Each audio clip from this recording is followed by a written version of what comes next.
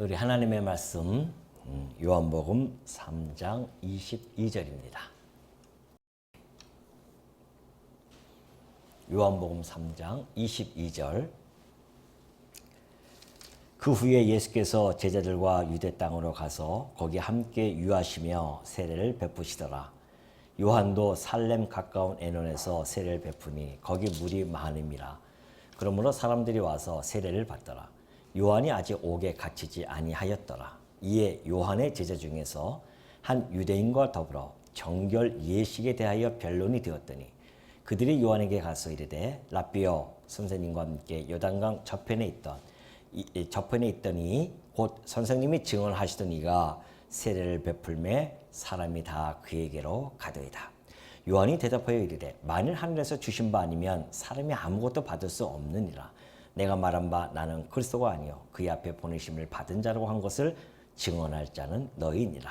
신부를 취하는 자는 신랑이나 서서 신랑의 음성을 듣는 친구가 크게 기뻐하나니 나는 이러한 기쁨으로 충만하였노라. 그는 흥하여야 하겠고 나는 쇠하여야 하리라 하니라. 30절까지 봉독해 드렸습니다. 오늘 우리 3장 살펴볼 내용은요, 이제 마지막 36절까지 나타나는데 세례 요한이 예수에 대하여 마지막 증언하는 내용입니다. 세례 요한은 이제 이 3장을 통하여서요, 예수님에 대해서 증언하고 그는 역사의 뒤안길로 사라집니다. 그러니 오늘 우리가 이 세례 요한의 마지막 증언을 음미해 본다고 하는 것은 매우 의미가 있을 것이며 그가 예수에 대해서 어떻게 증언하고 있는지에 대하여 우리가 찬찬히 살펴보면서 정말 오늘 이 세례 요한의 증언이 우리 마음속에 깊이 새겨지는 그러한 시간이 되었으면 합니다. 자, 이 세례 요한이 와서 이제 세례를 베풀고요 있었는데 예수님이 세례를 베푼다는 소문이 들려오기 시작합니다. 물론 4장 2절에 보면은 예수님이 직접 그렇게 세례를 베푸신 것이 아니라 제자들이 세례를 베푸죠. 아무튼 그런 소식이 점점 퍼지면서요, 결국은 요한의 제자 귀에도 들려집니다. 그러다 보니까 요한의 제자가요, 한 유대인과 더불어서 이 정결 예식에 대하여 변론이 주어집니다. 여러 가지 이제 서로 이야기를 나눴겠죠. 우리 스승님이 이 정결 예식에 있어서는 원조격인데, 아니 후발주자로 나타난 자들에게 많은 사람이 다 쏠리니 얼마나 마음이 안타까움이 있겠습니까? 제재된 입장으로서. 또 자기 스승의 어떤 명예라든가 명예에 먹칠하는 것 같기도 하고 속상한 거예요. 때로는 한편으로는 시기도 나고 자기 스승을 많은 사람들이 주목하면 좋을 텐데 많은 사람들이 자기 스승이 아니라 다른 분에게 자꾸만 주목을 하게 되니 제자 입장으로서는 속상하지 아니할 수가 없죠. 질투도 날 수밖에 없고요. 그래서 한 유대인과 정결 예식에 대해서 변론을 한 겁니다. 구체적인 내용은 나타나 있지 않지만 아마 그런 이야기겠죠. 우리 스승이 원조다. 저들은 후발주자고 그 세례에 대한 권위는 우리 요한이 더욱 크다라고 하는 그런 변론이 아닌가 싶습니다. 자, 이 세례 요한의 제자는요, 예수님과 세례 요한의 관계 또는 예수님이 어떠한 분이신지를 정확하게 인식하고 있지는 못하기 때문에 이런 지금 상황이 전개가 되어지는 것 같습니다. 그러니까 물론 이 정결 예식이라고 하는 것은 지금 그때 당시에 크게 세 군데에서 지금 벌어지고 있습니다. 하나는 성전 안에서 벌어지고 있습니다. 이 정결 예식은 성전 안에서 벌어지고 있어요. 그 율법에 보면은 하나님께서 레위인들에게 너희가 속지 않은 그 물을 뿌려야 된다, 그렇게 말씀해 준 바가 있습니다. 그리고 이스라엘 백성들이 혹시 부정한 것을 만지면요, 정결케 하는 그 물을 뿌리도록 되어지고 있습니다. 그러니 지금 성전 안에서는 여전히 정결 예식이 거행되어지고요. 그런데 갑자기 세례 요한이 나타나서 회개하라 천국에 가까이 왔느니라 하면서 세례를 베푸기 시작합니다. 성전 안에서만 베풀어야 할 세례가 이제 성전 밖에서 최초로 벌어지는 사건이 벌어진 거예요. 그러니 바리새인들 입장으로서는 영 못마땅하죠. 세례 요한의 그 모습이. 근데 워낙 많은 사람들이 세례 요한을 따르기 때문에 함부로 건들 수도 없습니다. 그리고 세례 요한이 얼마나 그냥 강력하게 그 메시지가 선포되어집니까? 그러니까 어떻게 손댈 엄두가 안 나는 겁니다. 그리고 많은 사람들이 정말 회개를 하고 돌아서서 세례를 받고 이런 모습을 보면서 한편으로는 자기네들도 시기가 날 수밖에 없죠. 그런데 또 들려오는 소문에 한쪽에서는 또 그 많은 사람이 따르고 있는 예수라고 하는 자가 좀 세례를 베푼다고 하는 소식이 또 들린 겁니다. 그러니 그들로서는 뭐 아연실색할 수밖에 없죠. 야, 이러다가 이거는 우리 이 성소에 있는 정결 예식이 권위가 다 떨어지는 것은 아니겠는가라는 염려도 그들도 할 수밖에 없고요. 더불어서 요한의 제자들도 그런 염려가 함께 주어진 겁니다. 자, 그렇다고 한다면 세례 요한이 앞으로 이제 전개되어질 제자에게 할 이야기의 구도가 어떤 거냐면요. 자, 예수님과 그리고 요한이 있습니다. 그리고 제자들가 있죠. 요한과 제자가 드리는 그 세례는 물 세례입니다. 그러죠? 물 세례죠. 요한과 제자가 드리는 이 물 세례 정결 예식은 사실 성격이 같습니다. 성소에서 드리는 정결 예식은요, 이 물 세례에 대한 모형이었습니다. 사실은. 사실 성격들은 다 같아요. 정결케 하는 그런 예식이기 때문에 성격은 같지만 굳이 구분을 해야 된다고 한다면 성소에서 드리는 정결 예식은 모형이고요. 지금 이 요한과 제자들이 드리는 이 물 세례는 사실은 실질적인 그러한 세례입니다. 그런데 이 물 세례는 요한도 그렇고 제자들도 그렇고 자기네들이 마음대로 드릴 수 있는 그런 권한이 있는 것이 아닙니다. 그 권한을 위임받은 거예요. 누구로부터 권한을 받았냐면은 예수님으로부터 그 권한을 받습니다. 그러니까 이들이 하는 이런 물 세례지만 우리 주님께서는 이들에게 그 권한을 주어서 세례를 주지만은 세례를 주게 되어지는데 이들이 그래서 이 세례를 줄 때는 항상 그러죠. 예수님께서 승천하시면서 하셨던 말씀이 모든 민족을 제자로 삼으라고 합니다. 그러면서 하시는 말씀이 누구의 이름? 아버지와 아들과 성령의 이름으로 세례를 주어라. 이 세례의 주권은 그리스도에게 있는 겁니다. 삼위일체이신 하나님이 이 세례의 주권자죠. 당연하죠. 이들이 무슨 권한이 있다고 물세례를 줍니까? 그러니까 위임을 해준 거예요. 왜? 이 물세례라고 하는 것은 사실은 이따가 나오겠지만 땅에 속한 일입니다. 그러나 우리 주님께서 땅에 속한 일들은 제 땅에서 난 자들에게 맡기셨어요. 그리고 하늘에 속한 세례가 있습니다. 그것이 바로 성령 세례예요. 이 성령 세례는 예수님 하늘에서 오신 자만이 하실 수 있습니다. 이들은 성령 세례를 줄 수가 없어요. 예수님이 직접 그 성령 세례를 주실 분이시고요. 하늘의 일을 맡아서 하실 분이시고 땅의 일들은 이 물세례 같은 거는 요한과 제자에게 맡겨서 그 일을 합니다. 그러니 그 요한의 제자가 이런 구도를 잘 몰랐던 거죠. 이 구도는요. 앞으로 3장 36절 요한의 증언이 끝날 때까지 매우 중요하게 작동이 되어집니다. 그러니까 여러분 이걸 잘 이제 인식하고 계셔야 됩니다. 그러니까 요한은 이걸 알았어요. 자기의 자리와 예수 그리스도의 자리를 알았습니다. 그리고 자기가 하는 일과 그리스도께서 하는 일을 분명히 그는 압니다. 근데 요한의 제자는 이걸 몰랐단 말이죠. 그러니 요한과 예수님을 상대적인 비교, 개념으로 비교를 한 겁니다. 상대적인 개념으로 비교를 한 거예요. 아니, 우리 요한이 드렸던 그 물세례가 원조인데 후발주자였던 이 예수와 제자들이 물 세례를 주니까 많은 사람이 따라간단 말이죠. 그래서 이제 요한에게 와서 좀 언짢은 거예요. 언짢고 기분도 안 좋고 해서 지금 가서 이야기하는 것이 이제 26절에 나타납니다. 그들이 요한에게 가서 이르되 랍비여 선생님과 함께 요단강 저편에 있던 이 곧 선생님이 증언하시던 이가 세례를 베풀매 사람들이 다 그리로 가더이다. 다 그에게로 가더이다. 얼마나 속상하겠어요.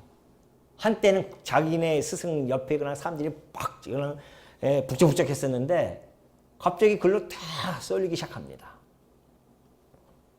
그러니까 요한이 이제 27절부터 그 제자에게 대답을 해주는 것이죠. 요한이 대답하여 가라사대 이르되 만일 하늘에서 주신 바 아니면 사람이 아무것도 받을 수 없느니라. 그렇게 이야기를 합니다. 그러니까 요한이 지금 자기가 이 물 세례를 하고 있는 것은 하늘에서 주셨기 때문에 이 일을 하고 있는 것이지, 만약에 하늘에서 주시지 아니하셨다고 한다면 나는 이 일을 할 수가 없다는 겁니다. 이 물 세례하는 이 은사를 받은 내가 지금 이 일을 행하는데 하늘에서 주시지 아니하셨다고 한다면 그 하늘이 누구예요? 하늘님이에요? 그게 아니란 말입니다. 이 요한복음에서 이야기하는 하늘은 곧 성부 하나님, 성자 하나님이 있었던 성령 하나님이 삼일체 하나님을 이야기하고요. 하늘에서 계시는 우리 하나님을 대해서 설명할 때 이제 하늘이라고 한단 말이죠. 그러니까 하늘에서 우리 하나님께서 내게 주시지 아니하셨다고 한다면 나는 이를 행할 수 없다는 것이죠. 자기는 그걸 은사 받아서 하나님께부터 은사를 받았기 때문에 자기는 그것을 했다. 그러니 이것은 내 것이 아니라는 겁니다. 자기 것이 아닐 뿐만이 아니라 내가 이것을 내 영광을 취득하려고 내가 이것을 행하는 것도 아니라는 겁니다. 너무도 분명하게 요한은 알고 있었습니다. 자기의 자리를 알고 있었다는 것이죠.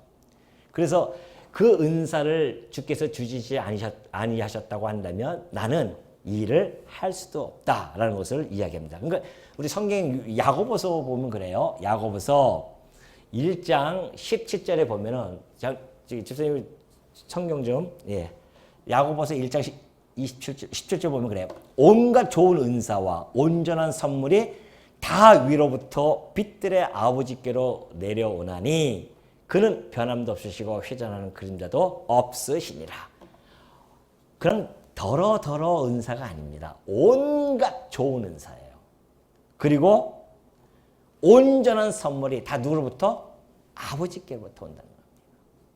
그 어떠한 것도 아버지가 주시지 아니한 것은 없습니다.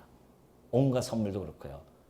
여러분들이 지금 아침 오늘 드시고 오셨겠지만은 여러분 드시는 밥이라든가 쌀이라든가 뭐 야채라든가 이 모든 것이 하나님이 주시지 않으면 우리가 그걸 어떻게 먹을 수 있습니까? 하늘에서 쌀도 내려오고 하늘에서 야채도 내려오는 겁니다.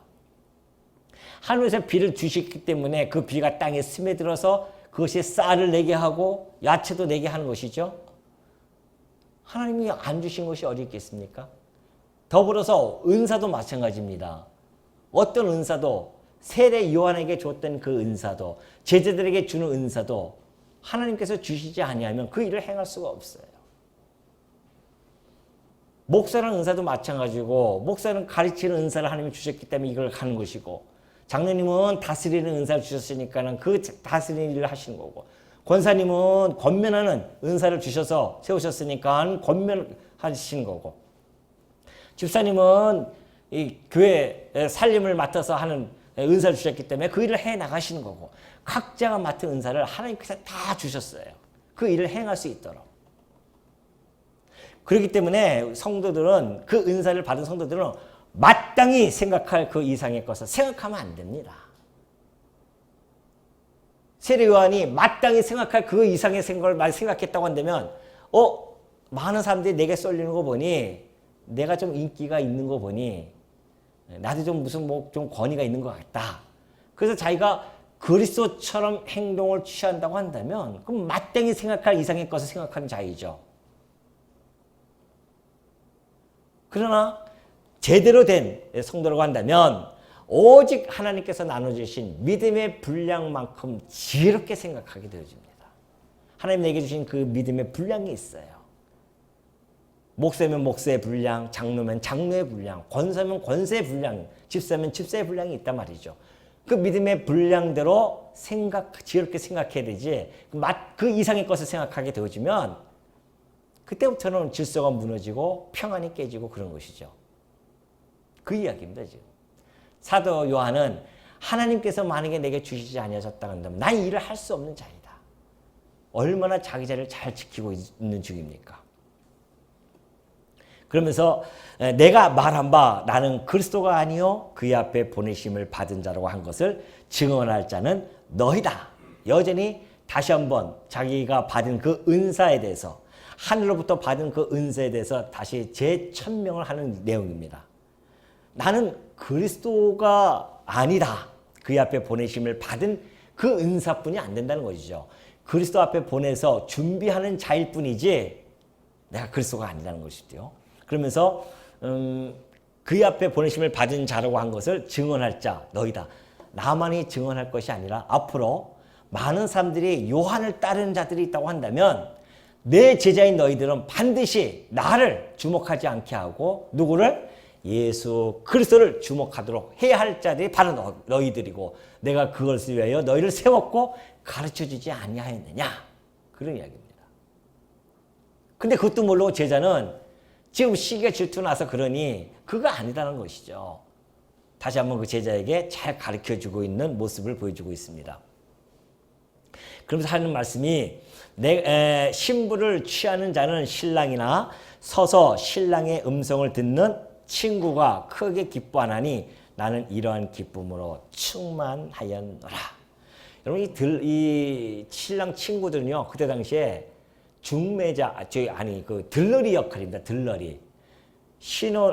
결혼식에 들러리를 하기 위해서는 결혼식장을 준비하고 신랑을 위해서 다 준비해 나갑니다. 그래서 이제 신랑의 소리가 들리면 신부를 맞이하러 신랑이 딱 오면은 신부는 신랑을 맞이하러 나오죠. 그러면 그 친구들은 그 모든 걸 준비한 자들은 기쁨이 넘치는 겁니다. 흐뭇해할 수밖에 없죠. 왜? 자기가 미리 다 준비해놓고 했는데 진짜 주인공이 나타나서 그 잔치를 아주 온전하게 잘 치러 나간다고 한다면 신랑 친구로서의 그 기쁨, 들리로서의 기쁨이 충만하다는 것이죠. 그 비유를 들어줍니다. 세례 요한이 나는 그래서 들러리일 뿐이지 내가 신랑은 아니라는 것이죠. 그러니 들러리로서의 그 일을 충분히 했기 때문에 얼마나 기쁨의 잔이 나는 흘러 넘친다. 그런 것이죠. 그럴 수밖에 없죠. 세례 요한은 예수님이 오실 때까지 준비하는 자로서 예수님이 오시면 그가 곧 이 땅에 구속주로 오실 것이며 그의 나라가 도래할 것이며 그래서 많은 백성들이 의해서 그 나라가 번창할 것이며 그걸 준비하는 자로서 드디어 왕이 오셔가지고서는 그 일을 해나가시는데 얼마나 기쁨이 넘치겠냐 말이죠. 그래서 이 신랑 친구로서의 그 기쁨을 자기는 가지고 있다는 겁니다. 그러면서 하는 이야기가 그는 흥하여야 하겠고 나는 쇠하여야 하리라 하니라. 정확하게 가름을 타줍니다. 제자에게 하는 이야기죠. 나는 점점 쇠해야 되지만 점점 흥할 분은 바로 우리 주 예수 그리스도다. 그런 이야기를 합니다. 여기서 흥한다고 하는 것은요. 점점 성장이 되어진다는 겁니다. 점점 증가가 되어진다는 겁니다. 점점 자라난다는 뜻이에요. 세례 요한이 그냥 생각해서 하는 이야기가 아닙니다. 구약적인 언약을 그는 바라보면서 지금 이 말씀을 해주고 있습니다. 이 다니엘서에 보면요. 그래요. 다니엘서 보면은 느부갓네살 왕이 잠을 자는데 꿈을 꿨어요. 꿈을 꿨는데 일어나서 번민을 중에 있습니다. 그래서 박사들과 수사들을 다 모아놓고 하는 이야기입니다. 너희들 내가 지난밤에 그 꿈을 꿨는데 꿈 이야기를 이야기하고 그리고 해석까지 해라. 그런 이야기합니다. 만약에 내가 꿈 얘기하면은 너희들이 해석 아무렇게나 해놓으면 내가 미를 어떻게 믿겠느냐 말이죠. 그걸 보면은 느부갓네살 왕이 매우 똑똑한 왕입니다. 너희들이 진정한 능력이 있다고 한다면 내가 꿈까지 이야기할 것이고 거기에 대한 해석을 해야 그 해석이 정확히 맞아떨어지니까 그렇게 하라는 거죠. 그러니 그들이 그냥 깜짝 놀랍니다. 아니 왕이요, 그런 일들은 신이 아니고서 어떻게 그런 일을 할 수 있겠습니까? 그러니까 왕이 그런 노발대발 하죠. 내가 너희를 다 죽여버리겠다고 합니다. 그때 이제 다니엘이 나타나서 이야기하는 겁니다. 왕이여, 당신이 꾼 꿈은 신상을 보았습니다. 근데 머리에는 금, 팔과 가슴에는 은이 있었고요. 넓적다리는 노시고 발은 쇠 진흙과 함께 있지 않았습니까? 어떻게 그렇게 잘하네 이거죠. 그런데 그 마지막에는 하나 돌이 뜨더니만 그 신상을 내리침으로 말미암아 그 신상은 부서지고 그 돌은 태산처럼 점점 커지더이다. 너무 정확하게 꿈을 이야기합니다. 그러면서 그 꿈에 대한 해석을 해주는 것이 이제 해주고 나타나는 것이 다니엘 7장 14절에 있는 그 말씀입니다. 그에게 그 돌이 그리스도를 증거하는데 그에게 권세와 영광과 나라를 주고 모든 백성과 나라들과 다른 언어를 말하는 모든 자들이 그를 섬기게 하였으니 그의 권세는 소멸되지 아니하고 영원한 권세요 그의 나라는 멸망하지 아니할 것입니다. 그 돌이 태산처럼 점점 가득한다고 하는 것은 그의 나라가 점점 커져서 결코 멸망하지 아니할 그런 영원한 나라, 그런 나라가 세워질 것입니다. 그렇게 이야기하죠. 그러니까 지금 이 세례 요한은 구약을 잘 알고 있기 때문에 바로 그 그리스도, 그 신상을 깨트리고 오신 그 돌로서 오신 그 그리스도께서 태산처럼 점점 커서 결국 그의 나라가 영원한 나라로서 쥐지 않는 그 권세를 가진 그 나라로서 세워질 것이고 그의 성도들은 그 나라를 얻어서 오랫동안 영원토록 그 누림이 영원하고 영원할 것입니다. 그런 이야기죠. 그러니 여러분 이 흥함에 동참되어지는 이 세상 모든 건 다 헛된 것들이고 다 쇠하고 없어지고 썩어질 것이지만은 오로지 예수 그리스도만이 흥하게 되어질 것이다 라는 이야기입니다. 근데 여러분 놀라지 마십시오.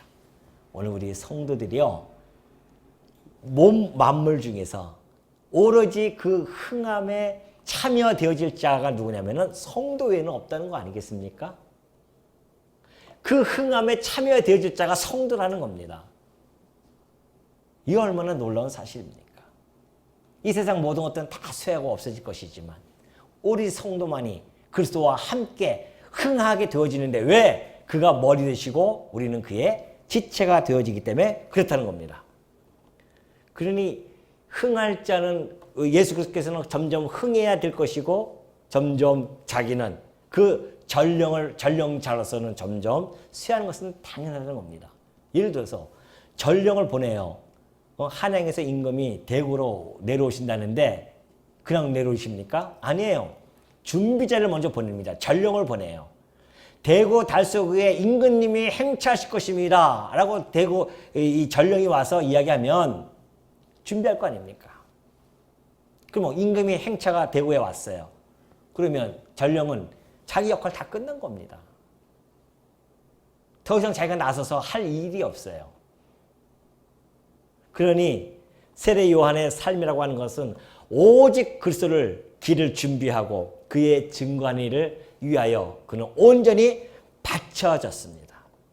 그리고 드디어 그 왕이 오시니 그는 역사의 뒤안길로 사라지는데 어떻게 사라졌습니까? 헤롯으로 하여금 참수형을 당해서 사라지고 주의 길을 곧게 한 그 삶이 끝나는 날 그는 드디어 하나님께서 걷어가십니다. 모든 사람이 그래요. 세례 요한만 그런 것이 아닙니다. 제자들도 마찬가지예요. 다 하나님께서 주신 그 은사와 사명을 감당하고 끝날 때 하나님께서는 다 그들을 걷어가시고 오로지 그리스도만이 점점 흥하여서 전 세계로 퍼져나가는 것, 이것이 곧 이 말씀을 통해 증거되어집니다. 그러니 31절 보니까 위로부터 오시는 이는 만물 위에 계시고 땅에서 난 이는 땅에 속하여 땅에 속한 것을 말하느니라. 하늘로부터 오시는 이는 만물 위에 계시나니 그가 친히 보고 들은 것을 증언하되 그의 증언을 받는 자가 없도다. 사도 요한은요 분명하게 알죠. 자, 위로부터 오셨어요. 위로부터 오시는 이는 만물 위에 계시고 그래요. 자, 위로부터 오시는 이가 누굽니까? 예수님이세요. 예수님은 이 모든 만물 위에 계신 분입니다. 위에부터 오셨기 때문에. 그러니까 땅에 속한 자가 아니에요. 그러니까 땅에서 난 이는 땅에 속하여. 이들은 다 땅에서 났기 때문에 땅에 속한 자들입니다. 그러니 땅의 일을 말할 수밖에 없어요. 그들이 이야기는 회개하시오 권유하고 물세례를 통해서 그런 일들을 해나가는 거고, 하늘에서 오신 분은 하늘의 일을 말한다니까요. 이거는 땅에 속한 자들을 땅의 일을 하게끔 주시고 은사를 줘서 그 일을 하게 하시고, 하늘에서 오신 그 분은 하늘의 일을 하시는 겁니다. 그러니까 하늘의 일이라고 하는 것이 바로 그런 일 아니겠어요?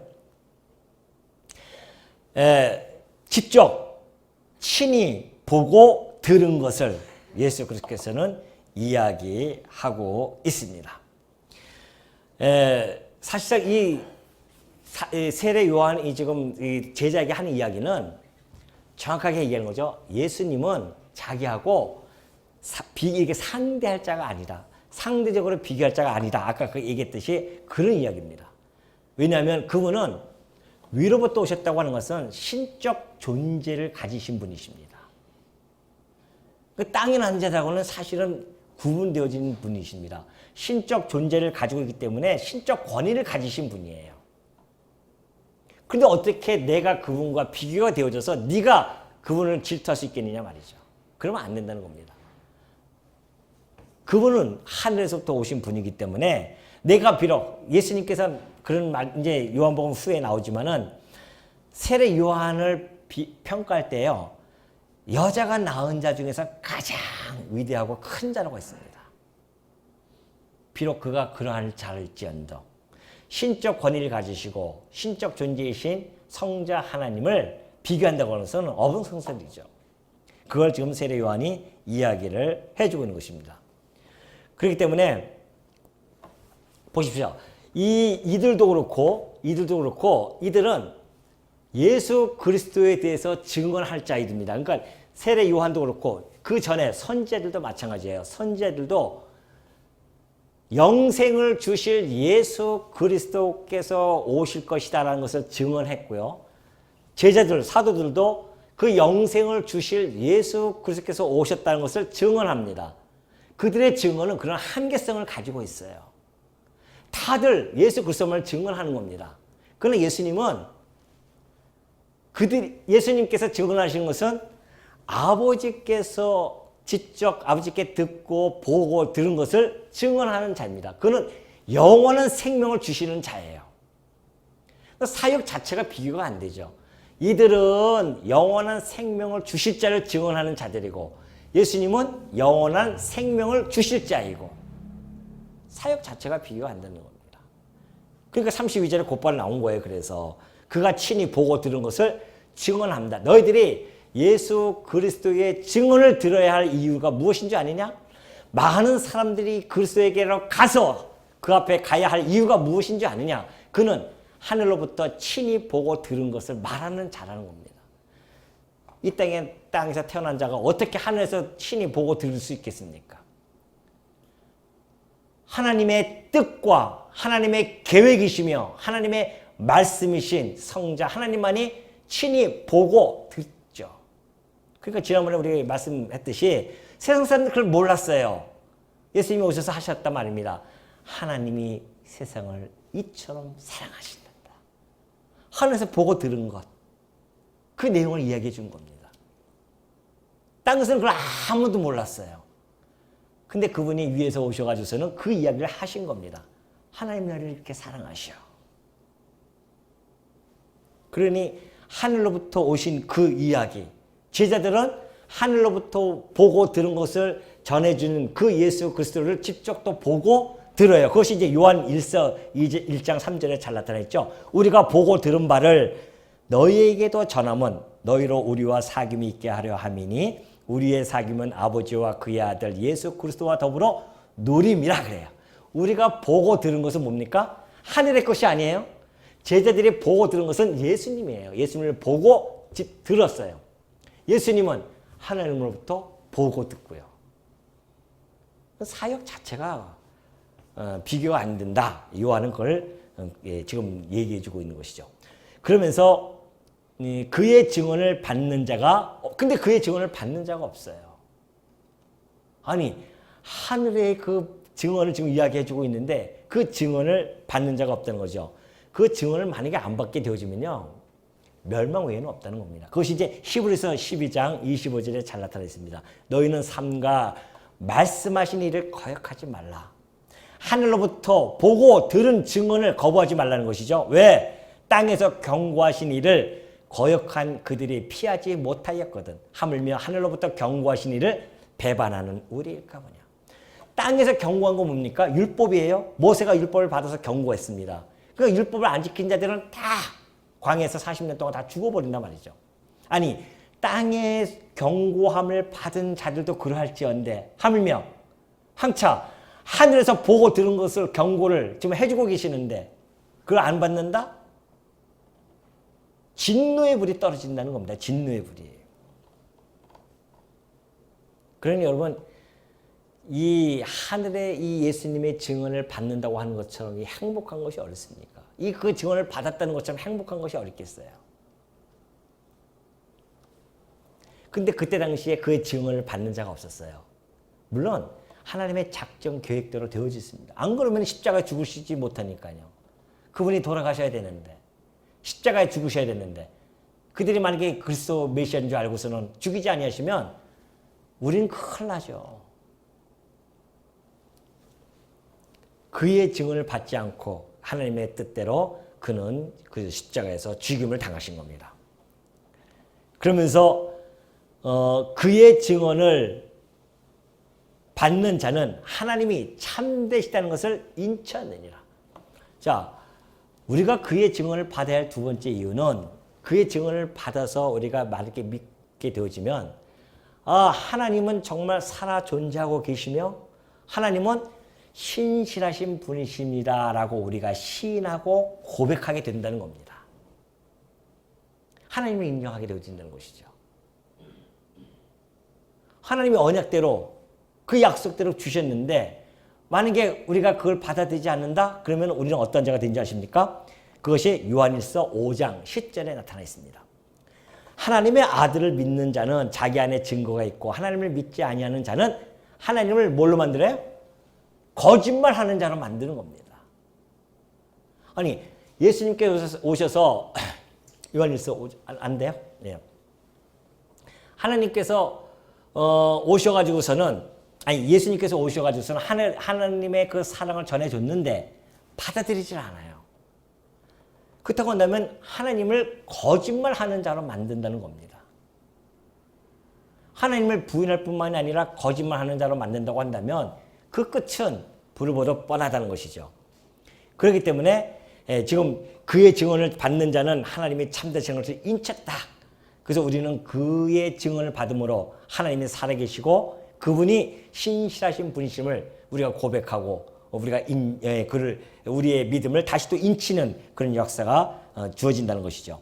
자, 34절 보니까 하나님이 보내신 이는 하나님의 말씀을 하나니 이는 하나님이 성령을 한량없이 주심이니라. 그래.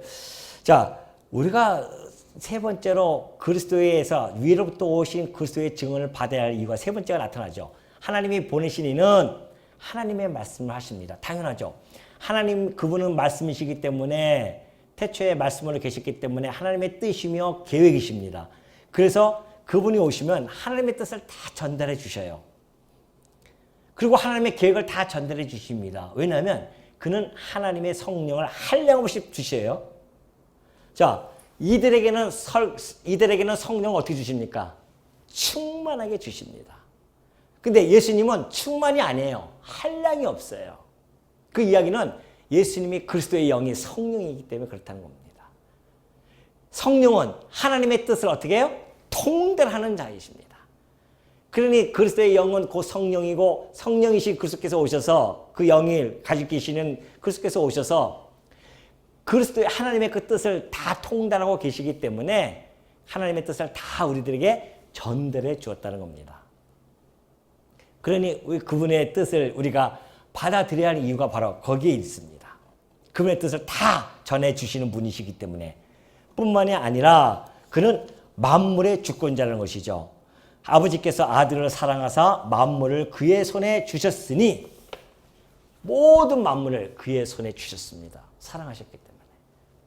그래 이 모든 만물이 그리스도가 모든 만물 위에 서 계신 분이고 교회는 그 만물 위에 같이 서 있는 존재로서 있다고 하는 것은 우리 교회가 이 땅에서 어떠한 존재로 있는지를 지난번에도 말씀드렸지만 어떠한 가치로움을 가지고 있는지를 충분히 우리가 인식할 수 있습니다. 만물 위에 존재하는 가치로움이라는 것이죠. 왜? 우리의 머리 대신 그리스도께서 만물 위에 존재하시는 분이시기 때문에 그렇습니다. 그러니 예수는 만물 안에 있는 만물에 속해 있는 자가 아니기 때문에 어떻게 이 세례 요한과 비교할 수 있겠냐 말이죠. 제자에게 지금 계속해서 이야기해주고 있는 부분입니다. 그러니 너 질투하고 시기하지 말고 앞으로 내게 오는 자들이 있으면 다 누구에게로? 예수 그리스도에게로 인도해라. 이것을 제자들에게 주지시키는 중입니다. 그러면서 하시는 말씀이 아들을 믿는 자에게는 영생이 있고 아들에게 순종하지 아니하는 자는 영생을 보지 못하고 도리어 하나님의 진노가 그 위에 머물러 있느니라. 아들을 믿는 자에게는 영생이 있대요. 순종하지 아니하는 진노가 있게 되어집니다. 자, 믿음의 결과가 나타나는데 그는 만물의 주권자는 구원과 심판의 권세를 가지셨다는 겁니다. 만물의 주권자는. 하나님께서 그 주권을 주신 거예요. 만물의 주권자로서. 이 만물에 계신다고 하는 것은 여기서 구원과 심판을 갈 수 있는 구속권과 심판의 권세가 있다는 것을 잘 보여줍니다. 그리 만약에 불신한다? 만약 그분을 따르지 아니한다? 그분을 시기하고 질투해서 그분을 따르지 않는다고 한다면 진노가 그 위에 머물게 되어지는데 진노는 구약에 약속되어진 대로 철장 권세로 부숴버린다는 겁니다. 질글같이 부숴버릴 것이다. 시편에 보면 그게 나오잖아요. 시편 2편에 보면은 그가 철장 권세를 가져서 철장을 가져서 질그릇처럼 부숴버릴 것이다. 그리고 요한계시록에서도 잘 나타나 있죠. 요한계시록 보면은 그가 만국을 치겠고 친히 그들을 철장으로 다스리는데요. 전가신 이의 맹렬한 진노를 그 진노주의 틀에 밟듯이 포도주 틀에 밟듯이 진노의 틀을 밟겠다는 겁니다. 그러면서 세례 요한이 이 말씀을 통해서 마지막 증언을 하고 그는 역사의 뒤안길로 사라집니다. 끝까지 세례 요한의 증언은 누구를 얘기했습니까? 예수 그리스도. 그러니까 여러분 보십시오. 세례 요한이 요한복음 1장부터 3장까지 몇 차례, 한 두세 차례 나옵니다. 나와서 그가 예수 그리스도에서 증언을 하는데 그 증언의 핵심 요약이 딱 세 줄입니다. 그게 뭐냐면 첫 번째가 보라 뭐예요? 세상 죄를 지고 가는 하나님의 뭐예요? 어린 양이다. 이것을 이야기합니다. 두 번째는 이 하나님의 어린 양이 누구다? 바로 하나님의 누구다? 아들이다. 이게 핵심 내용이에요. 마지막 세 번째가 뭐예요? 그 하나님의 아들에게는 하나님께서 만물에 줬기 때문에 만물의 권세를 주었다. 그 권세는 구속권과 심판권이에요. 이것을 하나님이 아들에게 주셨다는 겁니다. 세례 요한은 이 자기의 증언의 이 클라이막스, 이건 이제 클라이막스거든요, 여기서요. 보라, 어린 양이로다. 근데 그가 하나님의 아들이다.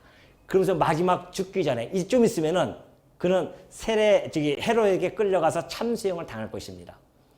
그의 마지막 증언이 이거예요. 이 증언을 하는 겁니다. 그 전에 있을 때는 그가 어린 양이야. 그 다음에 증언할 때는 그가 하나님의 아들, 그 어린 양이 하나님의 아들이야. 그런데 그가 누구냐면은 만물의 권세를 가진 자로서 구속권과 심판권을 가진 자이다. 그러니 감히 나 같은 자하고 비교하지 말라. 시기하지도 말고 질투하지도 말고 너희들이 행할 일은 바로 이 그리스도를 증언하고 그리스도에게 인도하는 것이 너희들이 해야 할 일이지. 정결례식이 어떻고 내가 우리가 원조 아닙니까? 그들은 후발주자 아닙니까? 이런 어리석은 이야기 하지 말고 우리의 주인이신 나도 이 요한의 주인인 예수 그리스도, 제자들의 주인도 예수 그리스도, 우리는 다 종들일 뿐이지 어찌 그와 우리가 비교할 수 있겠냐. 그러면서 마지막 증언을 딱 하고 가는 겁니다. 오늘 요한은요, 이 세례 요한의 이 3장의 내용을 집어넣은 이유가 있습니다. 물론 결정적으로는 예수가 하나님의 아들이시고 그리스도심을 증거하기도 있지만 그때 당시에 이 요한복음을 기록했을 때는 에베소 지역에서 기록하는데 요한을 추종하는 자들이 많이 있었습니다. 세례 요한도 그때 그랬잖아요. 가봤더니만 에베소 교회 가봤더니만 세례 요한만 알고 있어요. 성령 세례를 모르고 세례 요한의 물 세례만 알고 있는 자가 많이 있었단 말입니다. 그러니 그때 당시에 세례 요한의 제자들이 저변에 다 깔려 있었습니다. 그래서 요한은 요한복음을 기록하면서 세례 요한을 언급할 때마다 바로 누구를 이 세례 요한에게 주목시키지 아니하고 세례 요한이 아니라 너희들이 주목할 것은 바로 예수다. 왜? 세례 요한도 예수를 증언하는 자로서의 역할일 뿐이지 그가 역사의 주인공이 아니고 중심이 아니라 역사의 주인공과 중심은 예수 그리스도시고 우리들은 역사에 다 뒤안길로 사라질 자들이다. 이것을 마지막으로 증거하고 그는 사라집니다. 얼마나 멋있습니까? 오늘 그의 증언대로 우리는 예수 그 유월절 어린 양으로 오신 그리스도께서 하나님의 아들로서 구속과 심판권을 가지고 이 땅에 오셔서 우리들에게 복음을 전해주셨고요. 오늘 우리는 그의 증언을 하늘의 증언을 듣고 그가 친히 보고 들은 증언을 제자들에게 전해줬고 제자들이 들은 그 보고 들은 것을 우리들에게 전해줬는데 우리는 그걸 듣고 받아들이고 그로 말미암아 우리가 하나님은 정말 신실하신 분이시고 정말 살아계신 분이 틀림이 없습니다. 당신의 아들을 이 땅에 보내주셔서 우리가 영원한 생명을 얻게 해주셨사오니 어찌 감사를 드리지 아니할 수가 있겠나이까. 그의 아들이 흥할 것처럼 세례 요한의 이 말씀처럼 지금 흥해가지고서는 얼마나 흥하겁니까 이게. 그의 나라가 점점 흥하고 이제 마지막 그 클라이막스를 향해서 지금 이 땅에 복음이 세차게 전해지고 있는데 우리가 흥함에 동참되어진 참여되어진 성도로서 살아간다고 하는 것이 얼마나 기쁘고 즐거움인지를 이 세례 요한의 증언을 통해서 다시 한번 우리 마음속에 새겨지고 우리가 그의 동참한 그의 흥함에 동참되어졌다고 하는 그것이 믿어진다고 한다면 우리 성도님들은 아멘으로 화답하시길 바랍니다.